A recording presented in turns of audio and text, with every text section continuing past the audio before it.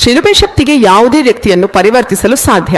ಅಂದ್ರೆ ಈ ಶಿಲುಬೆ ಶಕ್ತಿ ಯಾರನ್ನಾದ್ರೂ ಬದಲಾಯಿಸಬಹುದು. ಪವಿತ್ರ ಗ್ರಂಥದಲ್ಲಿ ಅನೇಕ ಸಾಕ್ಷ್ಯಗಳಿವೆ ಅಲ್ಲದೆ. ಭಕ್ತರು ಶಿಲುಬೆ ದರ್ಶನದಿಂದ ಬದಲಾಗಿದ್ದಾರೆ. ಪೌಲನು ಮೊದಲು ಸೌಲನಾಗಿದ್ನು, ಆದರೆ ಭಕ್ತನಾದ ಪೌಲನು ಭಕ್ತ ಸಮುದಾಯಕ್ಕೆ ಅಪೋಸ್ತಲನಾಗಿ ಬದಲಾಗಿದ್ನು. ಅಂದರೆ ಶಿಲುಬೆ ಶಕ್ತಿಗೆ ಯಾವುದೇ ವ್ಯಕ್ತಿಯನ್ನು ಭಕ್ತನಾಗಿ ಪರಿವರ್ತಿಸಲು ಸಾಧ್ಯ. ಅಂದ್ರೆ ಶಿಲುಬೆಗೆ ಇಷ್ಟು ಶಕ್ತಿ ಇದೆ ಅನ್ನೋದು, ಶಿಲುಬೆಗೆ ಇಷ್ಟು ಪ್ರಭಾವವಿದೆ, ಅದು ಮಾನವರನ್ನು ಬದಲಾಯಿಸಬಲ್ಲದು ಎಂಬುದನ್ನು ನಾವು ತಿಳಿಯಬೇಕು.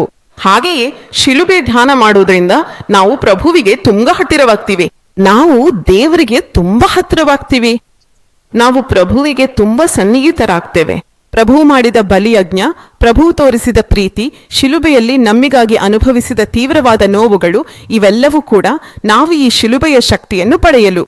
ಅಂದ್ರೆ ನಾವು ದುರ್ಬಲ ಕೊಂಡಿಗಳಲ್ಲ, ನಾವು ಯೇಸು ಕ್ರಿಸ್ತನ ಶಿಲುಬೆಗೆ ನಂಬಿಕೆ ಇಟ್ಕೊಂಡಿದೀವಿ ಮತ್ತು ಅವನು 3ನೇ ದಿನ ಪುನರುತ್ಥಾನಗೊಂಡಿದ್ದಾನೆ ಎಂಬುದನ್ನು ನಂಬ್ತೀವಿ.